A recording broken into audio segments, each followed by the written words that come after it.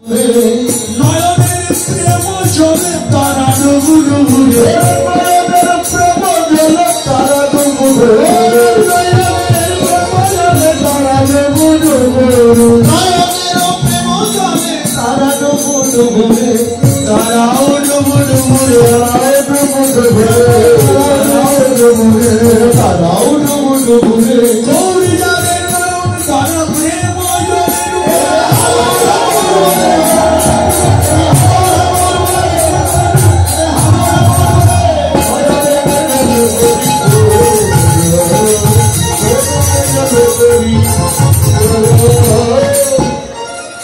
গৌর জালে নয়ন তারা প্রেম জলে ডুবে তারা, হা গৌর বলে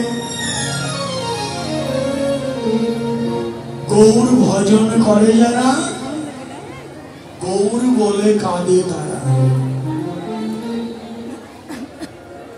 গৌর ভজন না জানলে, গৌর ভজন যদি কেউ না করি তার জীবন বিফলে যাবে। তাই গৌরের ভজন করতেই হবে। গৌর ভজন করলে গৌর তাকে কৃপা করবে। গৌরের ভজন করল না, বাসুদেব বিগ্রহ, তার দেহে কুষ্ঠ ব্যাধি হল। ছোট ভাই বলেছিল, দাদা চলো দুই ভাই মিলে গৌর ভজন করি। কিন্তু বড় ভাই বলল, না, আমার স্ত্রী আমাকে কত ভালোবাসে, আমার সন্তানেরা আমাকে কত ভালোবাসে, এই ভালোবাসা নিয়েই আমি থাকবো, আমি যাব না, তুই যা, গৌরের ভজন কর, তুই কর, আমি করব না। ছোট ভাইয়ের কথা শুনল না। কয়েকদিন পরেই বড় ভাই তার দেহে কুষ্ঠ ব্যাধি হল। কুষ্ঠ ব্যাধি বুঝেন, শ্বাসে ব্যাধি। এখন যে স্ত্রীর ভালোবাসায় গৌর ভজনে যায়নি, ওই স্ত্রী তার কাছে আসে না, সন্তানরা কাছে আসে না। এবার বাসুদেব চিৎকার করতে লাগলেন, কাঁদতে লাগলেন, গৌর হে, ছোট ভাইয়ের কথা আমি শুনি নাই, ভাই আমাকে ডেকেছিল গৌর ভজন করবার জন্য, আমি ভাইয়ের কথা শুনি, আমি আমার স্ত্রীর ভালোবাসা, আমার সন্তানের ভালোবাসা, গৌর ভজনের দিকে আমি যাইনি। কিন্তু আজকে আমার এই দুর্দিনে আমার স্ত্রীও পাশে নেই, আমার সন্তানরাও পাশে নেই।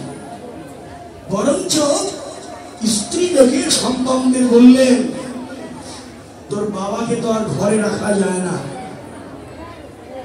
শুনলেন, তোর বাবাকে ঘরে রাখা যায় না। এই কথা যখন বাসুদেবের কানে গেল, নয়নের জল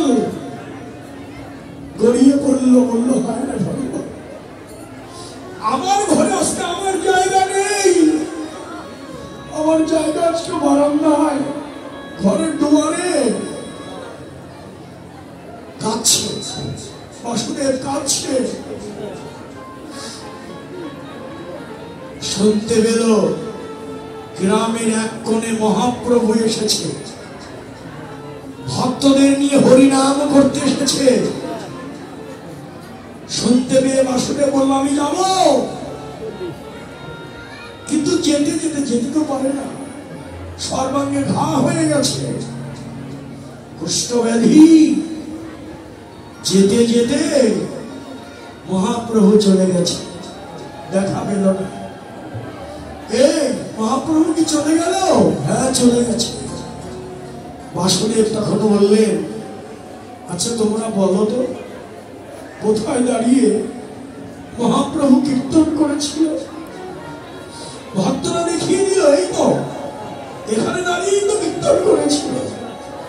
বাসুদেব মিত্র তখন বললে, আমি এই ধোয়াতেই গড়াগড়ি দিয়ে আমার জীবন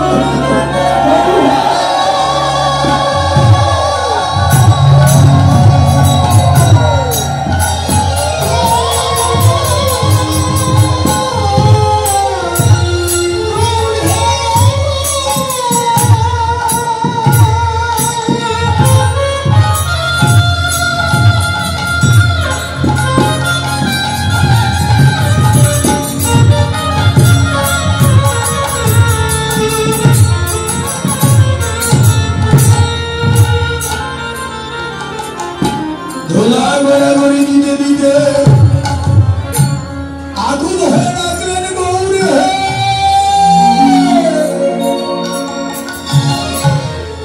একবার দেখা দাও। ভক্ত যখন আগুন হয়ে ডাকলো, মহাপ্রভু যাচ্ছিল পথে দাঁড়িয়ে গেল। ভক্তদের বলল, এই দেখতো কে যেন আমাকে ডাকলো, কে যেন আমাকে ডাকলো। ভক্তরা এদিক ওদিক তাকিয়ে দেখলেন, কই প্রভু, কেউ তো তোমাকে ডাকেনি। বলছে, না, ডেকেছে আমার। তোরা এ ডাক শুনতে না পেলেও আমি শুনেছি, যে হৃদয়ের ডাক, ভক্তের আরতি মাখা ডাক আমি শুনেছি।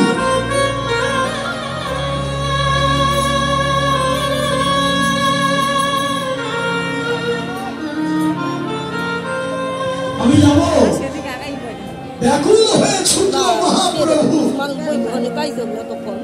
যেখানে বাসুদেবকে ডেকেছিল। ছুটে গিয়ে কাছে গিয়ে বলল, বাসুদেব, তুই আমাকে ডেকেছিস? তাকিয়ে দেখলেন বাসুদেব স্বয়ং মহাপ্রভু তার সামনে দাঁড়িয়ে। প্রভু, তুমি এসেছো, আমার ডাকে তুমি এসেছো। দাঁড়াও, ওখানেই তুমি দাঁড়াও। আমার কাছে কেউ আসে না, আমার কুষ্ঠ ব্যাধি। যে স্ত্রী পুত্রের ভালোবাসায় আমি তোমার ভজন করিনি, আজকে দুর্দিনে ওরা আমার কাছে কেউ নেই, ওরা আমার কাছে কেউ আসে না। তুমিও এসো না, দূরে দাঁড়াও, আমি এখান থেকেই তোমাকে প্রণাম করি। মহাপ্রভু তখন বলেছিল, রে বাসুদেব, জগতের কেউ যদি তোর কাছে না আসে, আমি কি না এসে থাকতে পারি? আমি কি না এসে থাকতে পারি?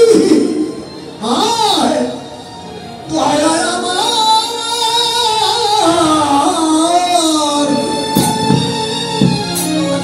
পক্ষে, পক্ষে আয় রে।